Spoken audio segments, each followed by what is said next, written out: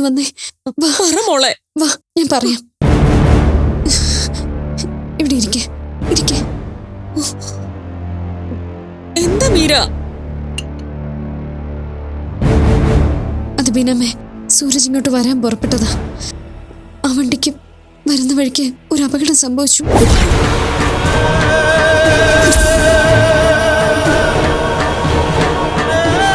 കൂടുതലൊന്നും അറിഞ്ഞിട്ടില്ല.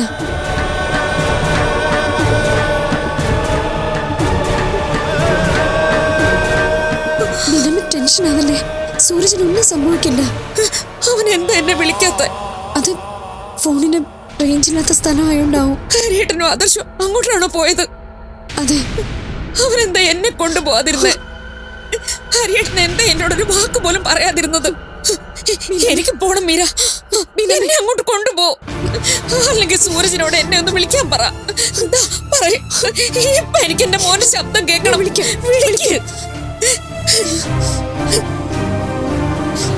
ഇതാ. The number you are trying to reach is not responding. Please try again later.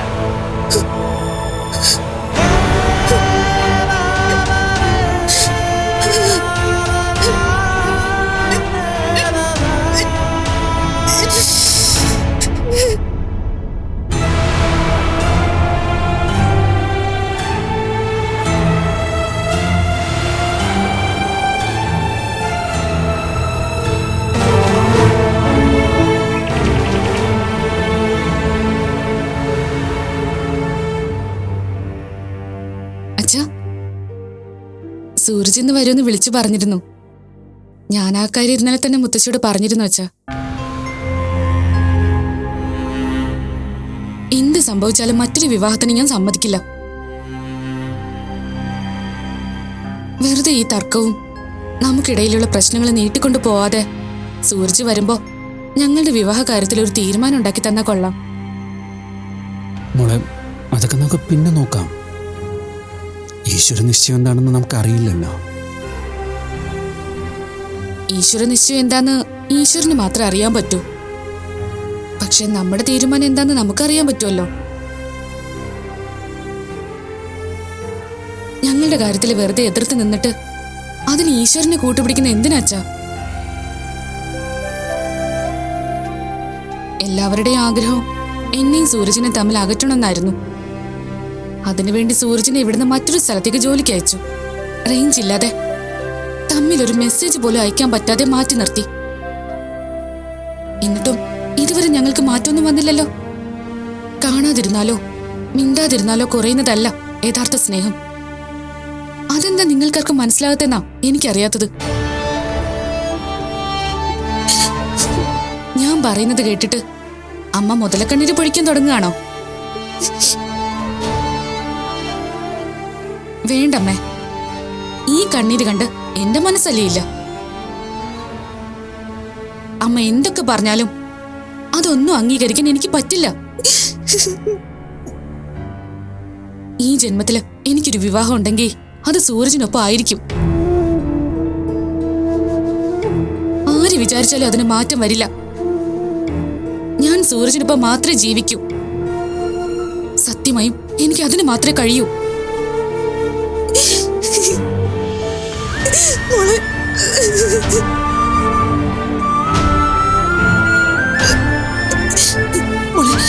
നീ ഇങ്ങനൊന്നും പറയില്ലേ, എനിക്ക് സഹിക്കാൻ വയ്യ. ഇല്ലമ്മേ, അമ്മ എന്ത് പറഞ്ഞാലും എന്റെ തീരുമാനം മാറില്ല. മനുഷ്യേട്ടാ, ഞാൻ എന്താ ഇവളോട് പറയണ്ടേ? എന്താച്ചാ അമ്മ എന്താ ഈ പറയുന്നേ? മോളെ, എന്നോട് നിനക്ക് ദേഷ്യം തോന്നരുത്. എന്റെ മാഷി കാരണം ഞാൻ നിന്റെ ഇഷ്ടത്തിനെതിരെ നിന്നുള്ളത് ശരിയാ. പക്ഷെ അതൊരിക്കലും ഇങ്ങനൊക്കെ സംഭവിക്കുമെന്ന് കരുതിയിട്ടല്ല. എന്ത് സംഭവിച്ചെന്നാ? എന്താച്ചാ മനുഷ്യന്റെ ടെൻഷനൊക്കെ കാര്യം എന്താന്ന് പറയച്ചാ.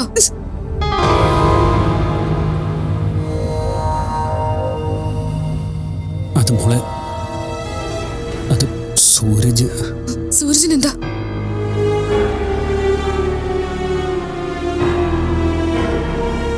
സൂരജ് ഇങ്ങോട്ട് വന്ന വണ്ടി ആക്സിഡന്റ് ആയി. എന്നിട്ട് സൂരജിന് എന്തെങ്കിലും പറ്റിയോ? ആദർശം ഹരി അങ്ങോട്ട് പോയിട്ടുണ്ട്. അപ്പോ ന്യൂസിലറിയാലോ. ഞാൻ TV ഒന്ന് വെക്കാം. വേണ്ട വേണ്ട മോളെ, അതൊന്നും നോക്കണ്ട. അതെന്താ അങ്ങനെ പറഞ്ഞേ? എന്നാ ഞാൻ മൊബൈലിൽ നോക്കട്ടെ.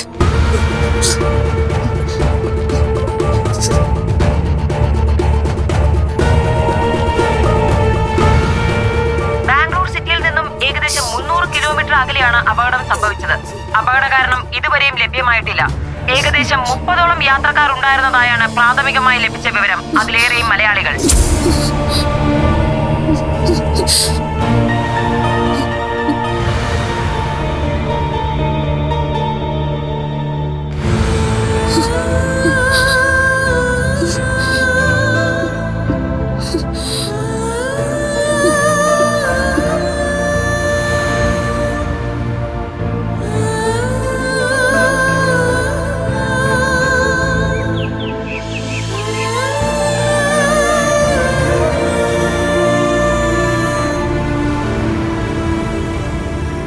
അമ്മേ, ആദർശ് മീര എന്താ അമ്മേ വരാത്തത്? ആദർശ് ഭാര്യ വീട്ടില് സ്ഥിരതാമസം ആക്കിയോ? ഒരാവശ്യം വന്നാ ഭാര്യ വീട്ടിൽ നിൽക്കുന്നതിൽ എന്താ തെറ്റ്? നീ എന്തിനാ മോളെ എല്ലാത്തിനും ഇങ്ങനെ കുറ്റം മാത്രം കാണുന്നത്? നമ്മുടെ വിഘ്നേഷ് നിന്റെ ഒപ്പം ഇവിടെയല്ലേ നിൽക്കുന്നത്. അതുകൊണ്ട് അവനെന്തെങ്കിലും കുഴപ്പമുണ്ടോ? ഇല്ലല്ലോ. അമ്മയും ആദർശിനെ മീരയും പോലെ തുടങ്ങുവാണോ? എന്താ ബി? വിഘ്നേഷേട്ടൻ ഇവിടെ വന്ന് നിൽക്കുന്നത് പോലെയാണോ ആദർശ് മീരയുടെ വീട്ടിൽ പോയി താമസിക്കുന്നത്? നമ്മൾ ഏത് നിലയിൽ നിൽക്കുന്നവരാ? എന്നിട്ട് പോയി ആ മീരയുടെ വീട്ടിൽ താമസിക്കുന്നു. നീ ഈ പറയുന്ന പ്രശ്നമൊന്നും ഞാൻ അതിൽ കാണുന്നില്ല. വിഘ്നേഷ് എനിക്ക് എന്നെ ആദർശിനെ പോലെ തന്നെയാ. അതുപോലെ ഹരിക്ക് ആദർശും മകൻ തന്നെയാ. എങ്കിൽ ശരി, അങ്ങനെ ഇരിക്കട്ടെ. നാളെ മാറ്റി പറയാതിരുന്ന മാത്രം മതി. സാമ്പത്തികമായി മീരയുടെ വീട്ടുകാർ നമുക്കൊപ്പം എത്തിയില്ലെങ്കിലും കുടുംബ മഹിമയും അന്തസ്സും ഉള്ളവർ തന്നെയാണ്. ശരി ശരി, സമ്മതിച്ചു. അമ്മ അവരുടെ മഹിമ വിളമ്പിക്കൊണ്ടിരിക്കാതെ ആദർശ് എന്താ വരാത്തെന്ന കാര്യം പറ. നീ അതറിഞ്ഞില്ലേ? എന്ത്? ആരെങ്കിലും പറയാതെ ഞാൻ എന്തെങ്കിലും അറിയോ? ഇപ്പൊ തന്നെ എത്ര നേരമായിട്ട് ഞാൻ കാര്യം തിരക്കുക. അമ്മ കാര്യം എന്താന്ന് പറയുന്നില്ലല്ലോ. അബി, സൂരജ് ആദർശിന്റെ കർണാടകയിലെ സൈറ്റിലായിരുന്നില്ലേ? അതെ. അവൻ എന്തെങ്കിലും പ്രശ്നം ഉണ്ടാക്കിയോ? ആദർശിന് അത് തന്നെ വരണം. സൂരജിനെ വിശ്വസിക്കാൻ കൊള്ളില്ലെന്ന് ഞാൻ പറഞ്ഞതാ. അത് കേൾക്കാതെ എന്നെ പോലും തള്ളിക്കളഞ്ഞ് കൂട് നിർത്തിയതല്ലേ. അപ്പൊ പിന്നെ ആദർശിനെ അവൻ പറ്റിക്ക തന്നെ വേണം. എത്ര ലക്ഷം അമ്മയെ പറ്റിച്ചത്? നീ എന്തറിഞ്ഞിട്ടാ ഓരോ കഥകൾ പറയുന്നത്? അപ്പൊ അതല്ലേ, പിന്നെന്താ കാര്യം? അവൻ ആരോടെങ്കിലും അലമ്പുണ്ടാക്കിയോ? ഒന്നുകിൽ നീ സ്വയം സങ്കല്പിച്ചു കൂട്ട്, അല്ലെങ്കിൽ ഞാൻ പറയുന്ന ഒന്ന് ക്ഷമയോടെ കേക്ക്. അമ്മ പറ. എടി, സൂരജ് സൈറ്റിൽ നിന്ന് നാട്ടിലേക്ക് പോകുന്ന ബസ് ആക്സിഡന്റ് ആയി. എന്നിട്ട് സൂരജിനെ കുറിച്ച് ഒരു വിവരം കിട്ടിയിട്ടില്ല. ആദർശ് ഹരിയും കൂടി അന്വേഷിക്കാൻ ബാംഗ്ലൂർ പോയിരിക്കുക. ഇത്രയും വലിയൊരു സംഭവം ഉണ്ടായിട്ട് എന്നോട് എന്താ ആരും ഒന്നും പറയാതിരുന്നത്? ഇപ്പൊ പോലും ഞാൻ ചോദിച്ചതുകൊണ്ട് മാത്രമല്ലേ അമ്മ പറഞ്ഞത്? നീ അറിഞ്ഞിട്ടുണ്ടാവുമെന്നാണ് ഞാൻ കരുതിയത്. പിന്നെ സൂരജിനെ നിനക്ക് തീരെ ഇഷ്ടമല്ലല്ലോ. സൂരജിനെ എനിക്ക് ഇഷ്ടമല്ല എന്നുള്ള കാര്യം ശരിയാ അമ്മേ. എന്ന് കരുതി ഒരാൾക്കൊരു ആപത്ത് വരുമ്പോ സന്തോഷിക്കാൻ മാത്രം ദുഷ്ടല്ല ഞാൻ. ആദർശം ഹരിയങ്ങളും പോയിട്ട് എന്തെങ്കിലും വിവരം കിട്ടിയോ? ഒരു വിവരവും കിട്ടിയില്ലെന്നാ ആദർശ് പറഞ്ഞത്. ആക്സിഡന്റ് നടന്ന സ്ഥലത്ത് അവര് നേരിട്ട് പോയി തിരക്കി. സൂരജ് ബസ്സിലുണ്ടായിരുന്നെങ്കിൽ പിന്നെ ആക്സിഡന്റ് നടന്ന സ്ഥലത്ത് നിന്ന് എങ്ങനെയാ മിസ്സാവുക? എനിക്കൊന്നും അറിയില്ല. എന്തായാലും വലിയ കഷ്ടമായിപ്പോയി. അതെ, സത്യത്തിൽ അവനൊരു അഹങ്കാരിയാണ്. എന്നെ ഒരുപാട് അപമാനിച്ചിട്ടുള്ളതാണ്. പക്ഷേ ഇങ്ങനൊരു വാർത്ത കേൾക്കുമ്പോ മനസ്സിന് ശരിക്കും വിഷമം തോന്നുന്നുണ്ടമ്മേ. അതെ, ആ ബീനയുടെ കാര്യം ഓർക്കുമ്പോ വിഷമം തോന്നുന്നു. അവര് ജീവിച്ചത് തന്നെ ആ പയ്യന് വേണ്ടിയല്ലേ? ഒരു തരത്തിൽ പറഞ്ഞ ആ സൂരജ് വഷളായത് ആ സ്ത്രീ ഒറ്റ ഒരാൾ കാരണോ? മക്കളെ വളർത്തുമ്പോ അന്തസ്സായിട്ട് വളർത്തണം. അല്ലാതെ തോന്നിയതുപോലെ അഹങ്കാരിയായിട്ട് വളർത്തിയോ നാട്ടുകാരുടെ പ്രാക്ക് വാങ്ങിക്കൂട്ടും. പിന്നെ ഇതാവും അവസ്ഥ. ഇങ്ങനെയൊക്കെ പറയാതെ ബി. ഒരപകടം ആർക്ക് എപ്പോഴാ വന്നുകൂടാൻ പാടില്ലാത്തത്? അത് മാത്രല്ല, സൂരജ് ജോലി ചെയ്ത ആദർശിനൊപ്പമാ. അപ്പൊ സൂരജിനെ കണ്ടുപിടിച്ച് അവന്റെ വീട്ടുകാർക്ക് കൊടുക്കേണ്ട ഉത്തരവാദിത്വം ആദർശിനും കൂടിയാ. അത് ശരിയാ. എന്നിട്ട് ആദർശ് എന്നാ തിരിച്ചു വരുന്നത്? ഇനി അധിക ദിവസം അവിടെ വെറുതെ നിന്നിട്ട് കാര്യമില്ലെന്നാ ആദർശ് എന്നോട് പറഞ്ഞത്. അതുകൊണ്ട് ഹരി ആദർശ് മിക്കവാറും നാളെ തന്നെ തിരിച്ചു പോരും. അത് നന്നായി. അവിടെ പോലീസിലൊക്കെ വിവരം അറിയിച്ച സ്ഥിതിക്ക് വെറുതെ നിൽക്കേണ്ട കാര്യമില്ല. സൂരജിനെ പറ്റി എന്തെങ്കിലും വിവരം കിട്ടുകയോ ബോഡി കിട്ടുകയോ ചെയ്താ പോലീസ് ഇങ്ങോട്ട് ഇൻഫോം ചെയ്തോളൂ. ഒരു കുഴപ്പവും കൂടാതെ ആ പയ്യനെ തിരിച്ചു കിട്ടണേന്നാ എന്റെ പ്രാർത്ഥന. നമ്മൾ എത്ര പ്രാർത്ഥിച്ചാലും ഈശ്വരന്റെ തീരുമാനം പോലെ നടക്കും അമ്മേ.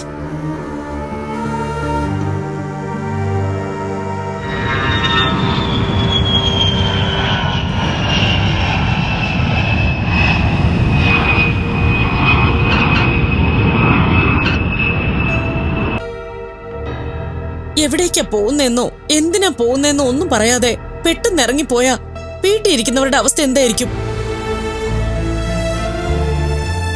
എന്റെ മോനെ തേടി പോകുമ്പോ എന്നോടൊരു വാക്കെങ്കിലും പറയണ്ടേ ഹരിയേട്ട? എവിടെ ഹരിയേട്ട എന്റെ സൂരജ്? അവനെ കൊണ്ടുവരാനല്ലേ നിങ്ങൾ പോയത്? എന്നിട്ട് എന്താ അവനില്ലാതെ നിങ്ങൾ തിരിച്ചു വന്നത്? സൂരജിനെ അന്വേഷിക്കാൻ ഇനി ഒരു സ്ഥലവും ബാക്കിയില്ല. ആ ബസ്സിൽ തന്നെയാ സൂരജിനെ കയറ്റിവിട്ടെന്ന് സൈറ്റിലെ സൂപ്പർവൈസർ പറഞ്ഞിരുന്നു. പക്ഷേ ആക്സിഡന്റ് നടന്ന സ്ഥലത്ത് സൂരജിനെ ആരും കണ്ടിട്ടുമില്ല. സീറ്റ് നമ്പർ വെച്ച് അന്വേഷിച്ചോ? അല്ല, അടുത്തിരുന്നത് ആരാണെന്നും അറിയില്ലല്ലോ. എന്റെ സംശയം സൂരജ് ആ ബസ്സിൽ ഇല്ലായിരുന്നു എന്നാണ്. അപ്പോ ബസ്സിൽ കയറ്റി വിട്ടു എന്ന് പറഞ്ഞതോ? അല്ല, ബസ് പുറപ്പെടും മുമ്പ് സൂരജ് ബസ്സിൽ നിന്ന് തിരികെ ഇറങ്ങിയിട്ടുണ്ടെങ്കിലോ? അങ്ങനെയും സംഭവിക്കാമല്ലോ. എങ്ങനെയായാലും സാരമില്ല. എന്റെ മോനൊരു കുഴപ്പവും വരാതിരുന്നാ മാത്രം മതി. അവനൊന്ന് വിളിച്ചിരുന്നെങ്കിൽ മനസ്സിൽ തീയൊന്ന് അണഞ്ഞേനെ. ഈ വേദന എനിക്ക് സഹിക്കാൻ പറ്റുന്നില്ല. താൻ ഇങ്ങനെ കരയാതെ. സൂരജിനൊന്നും സംഭവിച്ചിട്ടില്ല. ആദർശ് പറഞ്ഞ പോലെ സൂരജ് ആ ബസ്സിൽ ഇല്ലായിരുന്നു എന്ന് തന്നെയാ എനിക്കും തോന്നുന്നു. താൻ വാ, വന്ന് കിടക്ക്. സൂരജ് മിക്കവാറും ഇന്ന് തന്നെ നമ്മളെ കോണ്ടാക്ട് ചെയ്യും. അതെ, നമ്മളിനി ഇക്കാര്യം സംസാരിച്ചുകൊണ്ട് ഇവിടെ തന്നെ ഇരുന്നാൽ ആന്റി കൂടുതൽ വിഷമിക്കുള്ളൂ. 2 ദിവസമായി സൂരജിന്റെ കാര്യം പറഞ്ഞ് ബീനാമ്മ കരയാൻ തുടങ്ങിയിട്ട്. അതുകൊണ്ടാ കുറച്ചു നേരം കിടക്കാൻ ഞാൻ പറഞ്ഞത്. വാ ബീന, വന്ന് കിടക്ക്. വാ.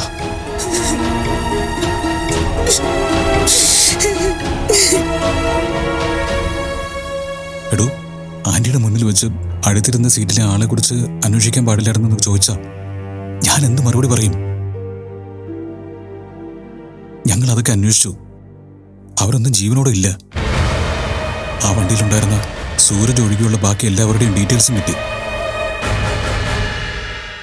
പക്ഷേ സൂരജിനെ കുറിച്ച് മാത്രം ഒരറിവുമില്ല. ബസ്സിലെ ജീവനക്കാര് എല്ലാവരും മരിച്ചതുകൊണ്ട് അവരോടും ചോദിക്കാൻ പറ്റാത്ത അവസ്ഥയാ. എന്റെ ഭഗവാനെ, എന്തൊരു പരീക്ഷണോ ഇത്! അതാണ് എനിക്ക് മനസ്സിലാവാത്തത്. ഇത് വല്ലാത്തൊരവസ്ഥയാ. സൂരജ് ആ ബസ്സിൽ ഇല്ലായിരുന്നുവെങ്കിൽ അവന് നമ്മളെ ആരെങ്കിലും വിളിച്ചൊന്ന് വിവരം പറയാലോ. ഇനിയിപ്പോ ആക്സിഡന്റ് നടന്ന കാര്യം സൂരജ് അറിഞ്ഞിട്ടില്ല എങ്കിൽ തന്നെ ആരെങ്കിലും ഒന്ന് കോണ്ടാക്ട് ചെയ്യാറുന്നില്ലേ? ഇതിപ്പോ അവൻ എവിടെയാ, എന്താ സംഭവിച്ചെന്നറിയാതെ നമുക്ക് ആർക്കെങ്കിലും സമാധാനം ഉണ്ടാവുമോ? ബീനാന്റിയുടെ കാര്യത്തിൽ എല്ലാവർക്കും ഒരു ശ്രദ്ധ വേണം. സൂരജിന്റെ വിവരമൊന്നും അറിയാതെ ആന്റിക്ക് ടെൻഷൻ കൂടി വയ്യായിക എന്തെങ്കിലും വരാൻ സാധ്യതയുണ്ട്. ബീനാമ്മയുടെ ജീവിതം തന്നെ സൂരജിന് വേണ്ടിയാണ്. മനസ്സിന് നല്ല കട്ടിയുള്ളതുകൊണ്ടും ജീവിതത്തിൽ വലിയ പ്രശ്നങ്ങൾ പലതും നേരിട്ടിട്ടുള്ളതുകൊണ്ടും ഇത്രയെങ്കിലും പിടിച്ചു നിൽക്കാൻ ബീനാമ്മയ്ക്ക് പറ്റുന്നത്. എത്രയും പെട്ടെന്ന് സൂരജിന്റെ വിവരം എന്തെങ്കിലും അറിഞ്ഞാൽ മതിയായിരുന്നു. സൂരജിന് ഒരു ആപത്തും പറ്റാതെ തിരികെ എത്തിച്ചു തരണേ ഭഗവാനെ.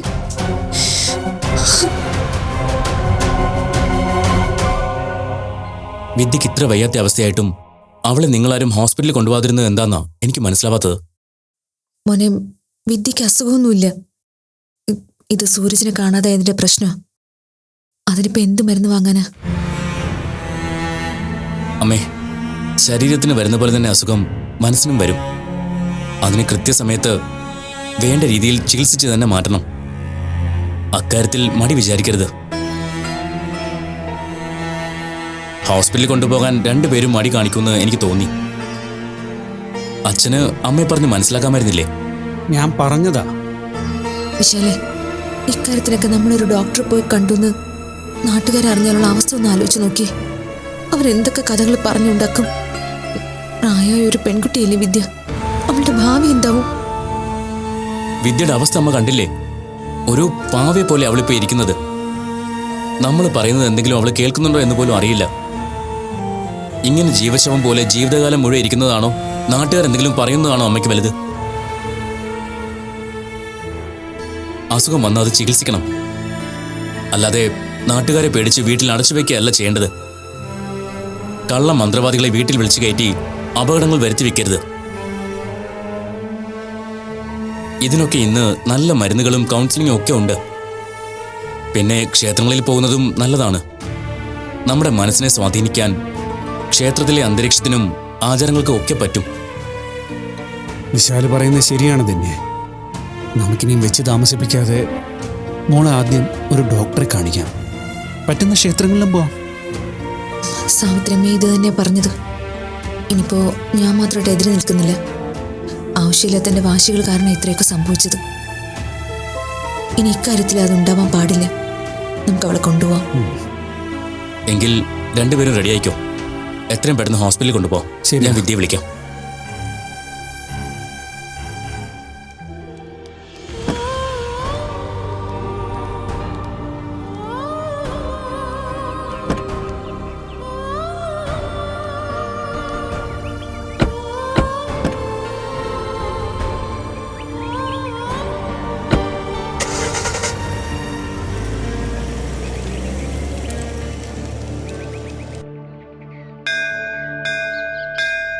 സൂരജിന്റെ കാര്യങ്ങൾ അറിയാതെ എല്ലാരും വലിയ ടെൻഷനിലാണ് മുകുന്ദേട്ടാ. എനിക്ക് മനസ്സിലായി മീര. എല്ലാവർക്കും എല്ലാത്തിനും കൃത്യമായൊരു ഉത്തരം വേണം. അത് കിട്ടാതെ വരുമ്പോൾ എല്ലാവരും അസ്വസ്ഥരായിരിക്കും. അതെ മുകുന്ദേട്ടാ, സൂരജ് കയറിയ ബസ് അപകടത്തിൽപ്പെട്ടു എന്ന് അറിഞ്ഞാണ് അച്ഛനും ആദർശേട്ടനും ഒക്കെ അവിടേക്ക് പോയത്. പക്ഷേ അപകടം സംഭവിച്ചവരുടെ കൂട്ടത്തിലോ രക്ഷപ്പെട്ടവരുടെ കൂട്ടത്തിലോ സൂരജ് ഇല്ല എന്നൊരവസ്ഥ വരുമ്പോൾ നമ്മൾ എന്ത് ചെയ്യും? സൂരജ് ആ ബസ്സിൽ ഇല്ലായിരുന്നുവെങ്കിൽ പിന്നെ എവിടെ പോയി?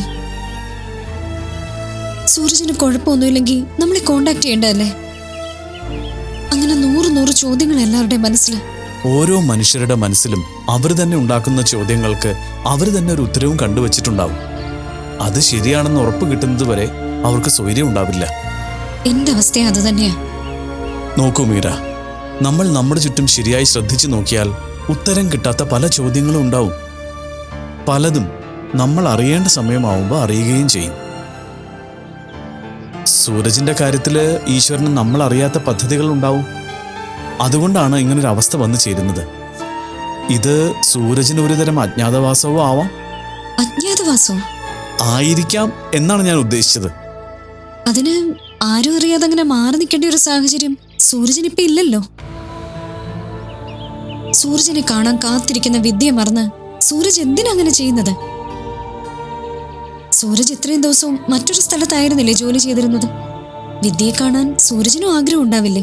തീർച്ചയായും ഉണ്ടാവും. അങ്ങനെയുള്ളപ്പോ സൂരജ് മനഃപൂർവ്വം മാറി നിൽക്കുമെന്ന് മുകുന്ദേട്ടന് തോന്നുന്നുണ്ടോ?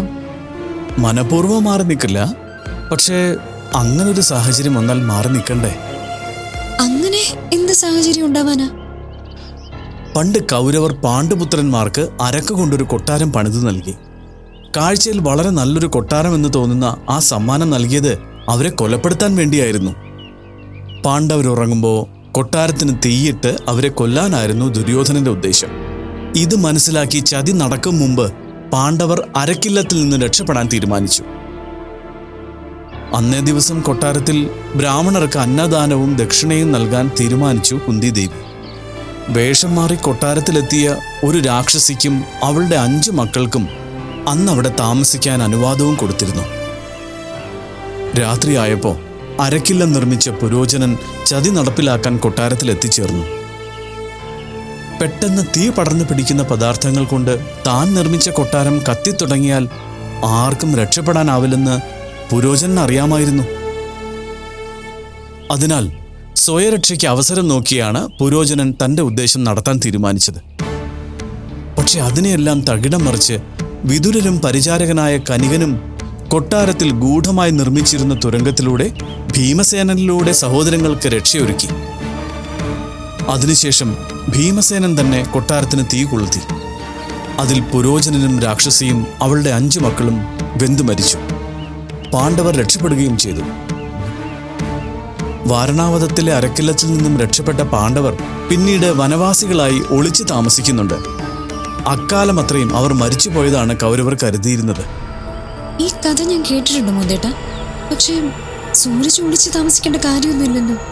നമ്മുടെ അറിവിൽ അങ്ങനൊരു സാഹചര്യം ഇല്ല. പക്ഷേ സൂരജ് ഇവിടെ നിന്ന് മാറി നിന്ന ദിവസങ്ങളിൽ അയാൾ കടന്നുപോയ ജീവിത സാഹചര്യങ്ങൾ എന്തായിരുന്നു എന്ന് നമുക്കറിയില്ലല്ലോ.